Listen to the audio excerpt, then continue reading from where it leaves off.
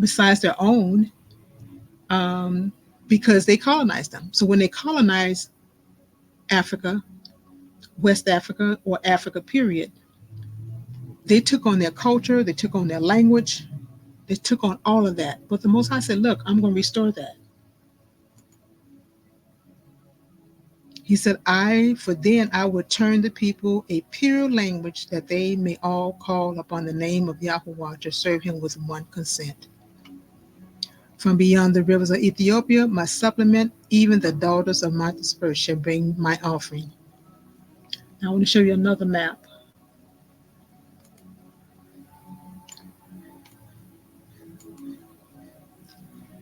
Here is Ethiopia. Here is the river, Nile River, because that's what we're talking about, the Nile River. And she explains how it was created. And she mentioned Sudan in the 2 paragraphs that I read. So it's beyond me to go across on the other side.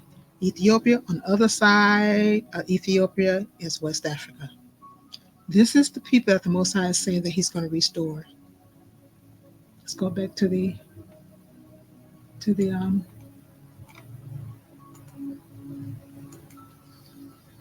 from beyond the river of Ethiopia, my supplement, even the daughters of my dispersed, shall bring my offering. 11. And that day shall thou be ashamed, shalt not be ashamed for all thy doing, wherein thou hast transgressed against me, for then I will take away out of the midst of thee them that rejoice in thy pride, and thou shalt no more be haughty because of my holy mountain. 12. I will also leave in the midst of thee an afflicted and poor people, and they shall trust in the name of the Lord. So he said, in the condition I'm gonna leave you in, you're gonna trust in me, because I'm gonna put you in a position where you're gonna have to trust in me. 13. The remnant of Israel shall not do iniquities, nor speak lies, neither shall a deceitful tongue be found in her mouth. For they shall feed and lie down, and none shall make them afraid. That has not happened yet. There's fear over there right now, all over in Africa. And we know that the Western nations are the cause, and plus corrupted leaders over there in Africa as well. Now he says restoration is coming. That's in verse 14. It says, sing, O daughters of Zion, shout, O Israel, be glad and rejoice in all the hearts of daughters of Jerusalem. 15. Yahweh has taken away thy judgment. He has cast out thy enemy. The King of Israel, even Yahweh, is in the midst of thee. Thou shalt not see evil anymore. This is a future prophecy. We know it's a future prophecy because it has not happened yet. There's no peace over there. There's still evil. We still see evil. 16. In that day it shall be said to Jerusalem, fear thou not, and to Zion, let not thy hands be slack. 17. Yahweh thy Elohim in the midst of thee is mighty. He will save, he will rejoice over thee with joy, he will rest in his love, and he will joy over thee with singing.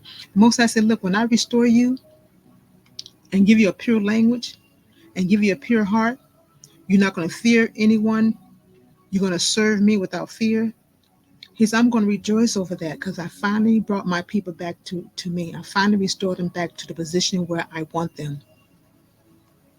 Restoration, y'all. It says 17, the Lord thy God is in the midst of thee, is mighty. 17, he will save, he will rejoice over thee with joy. He will rest in his love, and he will joy over thee with singing.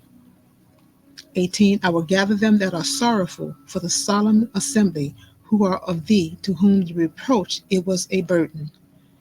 Our people is burdened right now, and they're sorrowful because of all the wickedness and all the stuff that's going over there from the other nations. How they pilgrim. I mean, it's just stealing from Africa and leaving these people poor. And this is my thing: you're going to sit there and take their resources, their gold and resources, and other minerals, and you don't want to give them reparation, but you're stealing from the very. That's just so demonic. And the same thing here in the United States. You took us from the land that was to us milk and honey because we have all the resources. And then you're going to make us come and bring us over here and force us to build your country and turn around, won't even give us a hate crime law. And I was reading an article the other day where it says that Black Americans are the number one hate crime against Black Americans. But yet you will not give us a hate crime. And you know this is happening to our people, not over here only, but also over there, over in Africa as well, and specifically in West Africa. I digress. 19, behold, at that time I will undo all that afflict thee. He said, I'm going to deal with those nations that afflict you. I'm going to judge them. I'm going to judge them. The judgment day is coming, and I will save her that helleth, and gather her that was driven out, and I will get them praise and fame in every land where they have been put to shame. Everywhere that they have shamed us, everywhere they've called us bywords, everywhere where they have dehumanized us and treated us less than an animal, he says that's okay. He said, I'm gonna get them. I will get them. I'm gonna deal with them.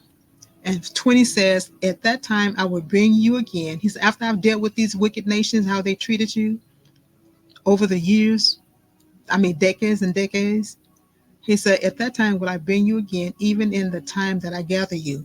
For I will make you a name and a praise among all people of the earth, when I turn back your captivity before your eyes, saith Yahuwah. So this whole Zephaniah 3 is talking to a people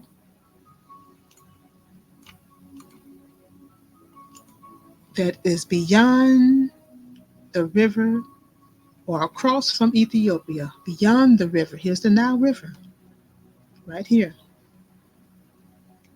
And it says Ethiopia, it says across from Ethiopia, my supplement, my people, I'm going to restore you.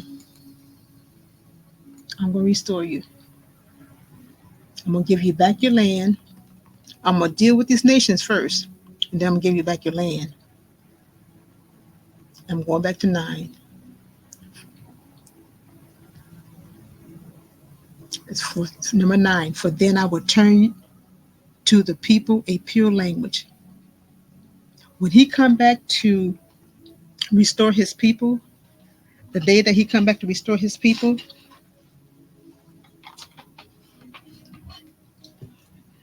he's I'm going to give you a pure language. I'm going to give you a pure language.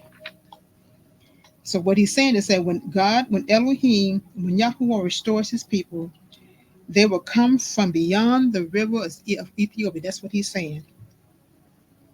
When he restores, restoration is coming, you all. So just hold on.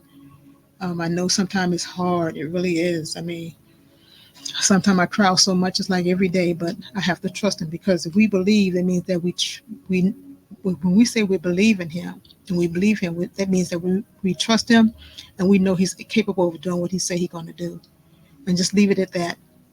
So anyway, I just wanted to bring that short little study I was doing late last night, early, about 3 o'clock this morning, 2 or 3 o'clock this morning. I was laying down, I was reading the Bible on my phone, and I ran across the article. I said, let me get up and do a little research on the map here, beyond the river of Ethiopia. And sure enough, this Zephaniah 3 is definitely talking about a people beyond the river of Ethiopia.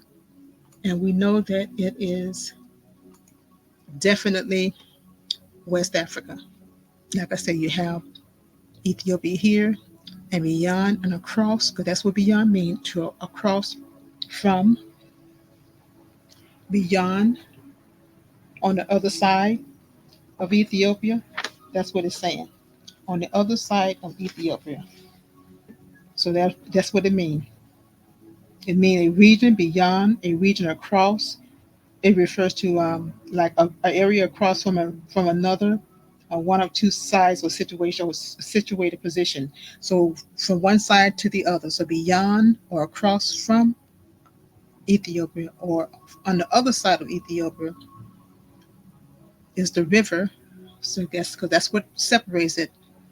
Beyond the river, beyond the Nile River, Ethiopia, beyond the Nile River, my supplement, my people that have been here.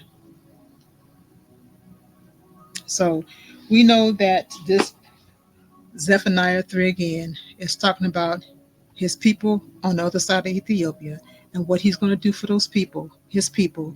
So we need to just be encouraged and I say shalom, y'all, and have a blessed evening.